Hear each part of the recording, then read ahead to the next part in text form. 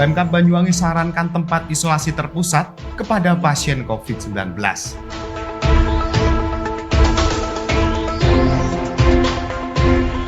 Cerita salah satu korban selamat tenggelamnya kapal nelayan Bintang Sonar.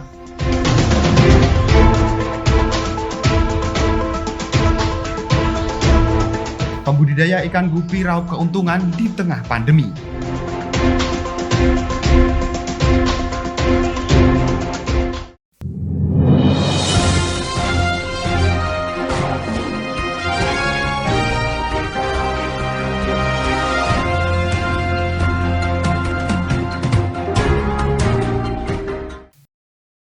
Mengawali informasi yang pertama pemirsa, guna menekan laju penularan pandemi COVID-19, pemerintah meminta kepada pasien COVID-19 di Banyuwangi, Jawa Timur yang melakukan isolasi mandiri agar bersedia memanfaatkan fasilitas isolasi terpusat yang berada di masing-masing kecamatan. Guna menekan laju penularan COVID-19, berbagai upaya telah dilakukan oleh pemerintah Kabupaten Banyuwangi. Salah satu upaya tersebut yakni dengan mendirikan tempat isolasi terpusat di sejumlah kecamatan yang ada di Kabupaten Banyuwangi. Meski sejumlah tempat isoter di setiap kecamatan, nyatanya masih banyak warga yang terpapar COVID-19 memilih melakukan isolasi mandiri ketimbang mendatangi tempat isolasi terpusat. Hal ini disebabkan lantaran masih banyaknya pasien COVID-19 di Banyuwangi akan stigma buruk dan belum memahami apa itu tempat isolasi terpusat. Lantaran hal tersebut, dengan ini tidak mempengaruhi akan berkurangnya jumlah bor atau ketersediaan tempat tidur di rumah sakit rujukan. Sementara itu, Bupati Banyuwangi Ipuk Fiestiandani pada kesempatan ini mengatakan bahwasanya saat ini pemerintah Kabupaten Banyuwangi sedang berupaya untuk meyakinkan masyarakat yang terpapar COVID-19 agar mau pindah ke tempat isolasi terpusat yang berdiri di masing-masing kecamatan. Selain itu, dalam hal ini Bupati Ipuk Fiestiandani juga menghimbau kepada masyarakat yang mengalami paparan COVID-19 agar mempercayakan keluhannya tersebut kepada tenaga kesehatan yang berada di tempat isolasi terpusat. Masih belum, karena masih banyak masyarakat yang tidak mau dialihkan ke isoter. Jadi kami masih berusaha dengan Forkopimda untuk membujuk untuk merayu masyarakat berkenan dipindahkan ke isoter. Karena memang banyak pemikiran dari masyarakat dan mungkin banyak informasi di masyarakat yang masih meragukan mereka untuk pindah ke isoter. Mungkin ada pikiran dari masyarakat kalau pindah ke isoter nanti tambah parah atau tambah kurang pelayanannya, kurang makanannya seperti itu. Jadi kami masih terus mensosialisasikan kepada masyarakat bahwa di isoter insya Allah akan terjamin gizinya, kesehatannya terpantau dan fasilitasnya pun cukup baik, cukup layak, sangat layak. Bor masih tinggi nih? Iya, masih. Terutama untuk ICU. Untuk ICU kita masih ini dan kita sedang berusaha untuk menambah tempat tidur. Dan PTT pun kita peruntukkan untuk ventilator, lalu oksigen juga terus kita minta jangan sampai terlambat, dicukupi ketersediaannya. Kalau bor kemarin terakhir 87 kalau nggak salah, itu untuk yang isi ICU sama yang isolasi mandiri. Tapi kalau yang isolasi mandiri sekarang sudah mulai agak ada penurunan, tapi yang ICU yang masih. Dengan ini Ipuk pun berharap kepada masyarakat yang sedang melakukan isolasi mandiri agar bersedia untuk dipindahkan ke tempat isolasi terpusat, sehingga dengan ini mereka pun mendapatkan pelayanan kesehatan dengan terpantau dan maksimal. Dari Banyuwangi, Jawa Timur, Kiki Hidayat, Banyuwangi 1 TV melaporkan.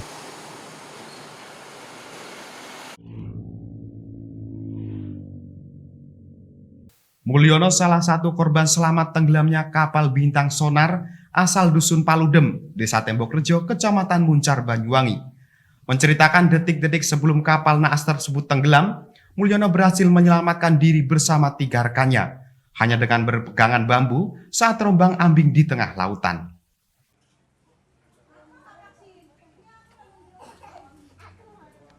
Inilah Mulyono, warga Dusun Paludem, Desa Tembok Rejo, Kecamatan Muncar, salah satu anak buah kapal selerek Bintang Sonar yang berhasil selamat saat kapal penangkapan ikan tersebut tenggelam di perairan Pantai Pelengkung, Kecamatan Tegal Delimo pada Senin dini hari.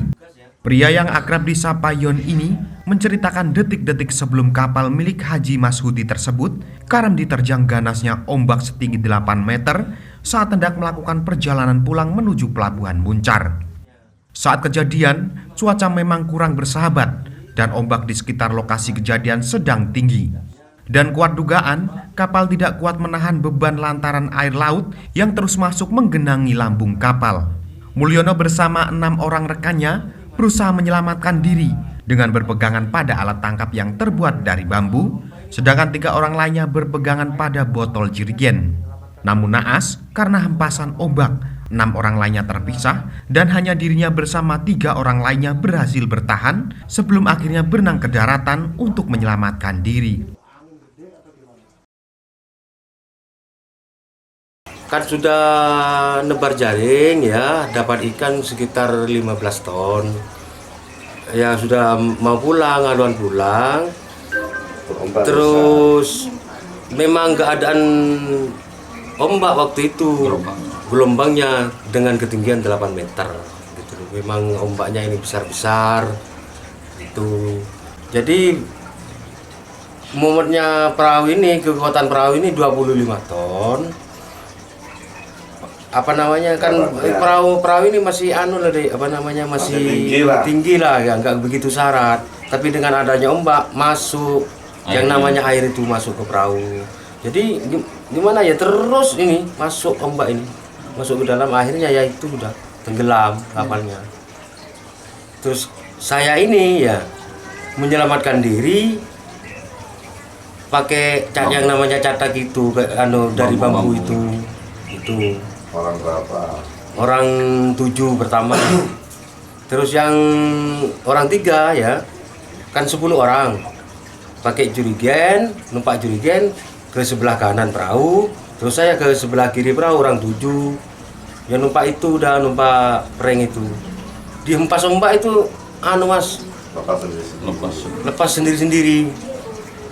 Yang kembali ke catak itu ya, orang 4, yaitu sudah yang selamat sampai ke darat itu. Nggak ada, nelayan nggak ada. Orang 4 itu ya naik catak itu renang ke darat. Terhempas dari itu, udah dikena ombak itu ya.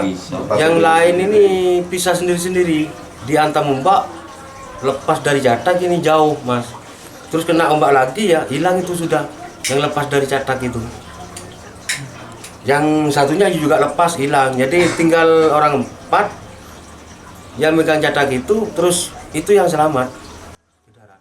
2 korban lainnya berhasil ditemukan pada Selasa pagi di perairan pantai Grajagan atau 13 mil dari lokasi tenggelamnya kapal oleh nelayan setempat pada Selasa pagi. Dan saat ini keduanya tengah menjalani perawatan medis di Rumah Sakit PKU Muhammadiyah Muncar.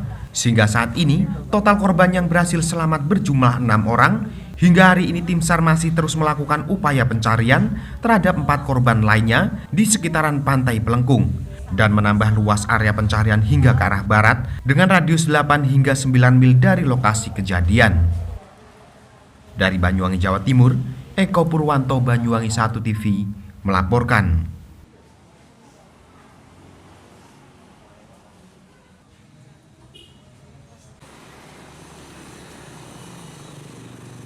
Di masa pandemi COVID-19 membuat orang semakin banyak waktu berkegiatan di rumah, salah satunya adalah bisnis membudidayakan ikan jenis gupi. Bermula dari hobi dan memanfaatkan lahan sempit, warga Kecamatan Kalipuro mulai menekuni budidaya ikan gupi. Atas ini pun, untung jutaan rupiah kini ia dapat. Baik pemirsa, informasi berikut sekaligus menutup perjumpaan kita pada hari ini. Anda dapat menyimak informasi tadi melalui sosial media Banyuwangi 1 TV. Saya Haryadi mewakili kerabat kerja yang bertugas pamit undur diri, tetap jaga kesehatan dan sampai jumpa. Penyebaran wabah virus corona yang begitu cepat tentunya ikut mempengaruhi putaran roda ekonomi dan sejumlah sektor usaha di tanah air hampir nyaris terhenti. Saat sejumlah usaha gulung tikar, justru budidaya ikan gupi semakin menjanjikan. Pasalnya, jenis ikan hias tersebut di Banyuwangi saat ini sedang mengalami naik daun. Hal ini dikarenakan corak dan warnanya yang beragam sehingga siapapun yang melihatnya akan terpikat. Selain corak dan warna yang beragam, jenis ikan hias ini mudah untuk dibudidayakan. Bermula dari hobi dan memanfaatkan lahan sempit, Bambang warga Kecamatan Kalipuro mulai menekuni budidaya ikan gupi. Sementara itu Bambang pada kesempatan ini dirinya mengaku bahwasanya awal mula menggeluti budidaya ikan hias gupi ini bermula akan keindahan corak dan warnanya. Setelah itu dengan memanfaatkan media seadanya dan lahan seadanya, Bambang pun mulai berinisiatif untuk membudidayakan ikan tersebut. Dalam hal ini Bambang juga menjelaskan bahwasanya untuk memulai budidaya ikan gupi ini tidak membutuhkan lahan yang luas. Cukup dengan kolam kecil maupun dengan ember bekas, siapapun dapat membudidayakan ikan gupi. Selain itu dirinya juga menambahkan untuk perawatannya sendiri terbilang cukup mudah. Hanya dengan memberikan pakan secara teratur, ikan pun dapat berkembang biak dengan sendirinya. Awalnya itu kita ikan gapi ini adalah iseng karena saya suka warnanya. Nah, apalagi di saat pandemi ini kita daripada bengong seperti itu, kita sambil berkebun, kemudian kok di sela-sela kebun ini kami rancang membuat kolam seperti ini juga buatan sendiri. Nah, kemudian karena saya tertarik terhadap ikan gapi ini, di mana ikan gapi ini sekarang lagi ngetren, kemudian secara ekonomis mempunyai nilai jual yang lumayan, sehingga kami beli indukan, beberapa indukan. Ini ada sekitar 13 indukan, jenis 13 jenis. Salah satunya ini, jadi ini saya taruh di kolam untuk seperti ini untuk breeding, sehingga saya kolonikan. Alhamdulillah hasilnya bagus. Nah, setelah besar kemudian kita ambil, kita seleksi yang bagus-bagus, kita taruh di akuarium seperti itu. Sehingga kalau kita misalkan ada teman-teman yang ingin memiliki atau ingin membeli, itu bisa melihat keadaannya di dalam akuarium sehingga jelas. Satu jenis itu saya dulu beli indukannya itu antara 30.000 sampai dengan 55.000 per ekor. Terutama adalah jantannya, karena yang jantannya itu memang mempunyai nilai corak yang bagus, warna-warni, kemudian sirip yang bagus dan seterusnya. Saat ini ada sekitar 13 jenis ikan gupi yang ia budidayakan. Adapun jenis tersebut yakni Black Musco, Red Musco, Blue Diamond, Mosaic, dan masih banyak jenis lainnya. Untuk harganya sendiri Bambang membandrol ikan-ikannya ini mulai dari harga Rp35 hingga Rp55.000 per ekornya. Atas usaha yang digelutinya kini Bambang mulai meraup keuntungan hingga jutaan rupiah. Dari Banyuwangi, Jawa Timur, Kiki Hidayat, Banyuwangi 1 TV melaporkan.